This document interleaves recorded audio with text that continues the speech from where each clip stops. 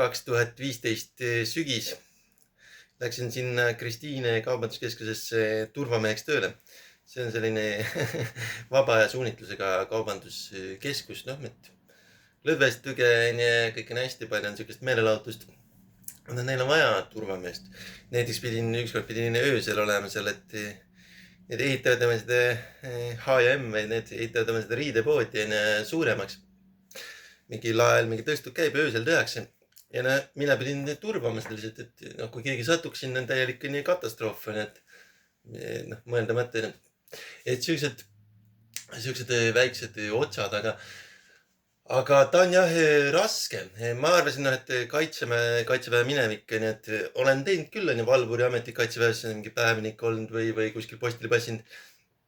Aga tsiviilis on selles mõttes need turvamehe otsad on selles mõttes raskemad, et tööd on nagu rohkem, vastutus on suurem ja töö on kohati ka nagu ebameeldivam, et sa pead reaalselt nagu valvel olema halbade inimeste eest.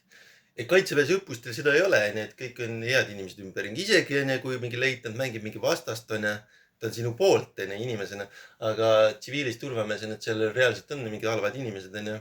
Näiteks pidimegi kutsuma mingi teise turva, et see narkomaan on WC-sse läinud ümber kukkunud ja keeldub välja tulnud. Mis sa teed, kui sa oled esimest kuud tööl, sa ei tea, mis tal võib olla, mingi süstal või nuga või et sa ei tea. Et mina sellega ei pidanud tegelema, mulle ei jäänud väljaõpet selleks ka veel.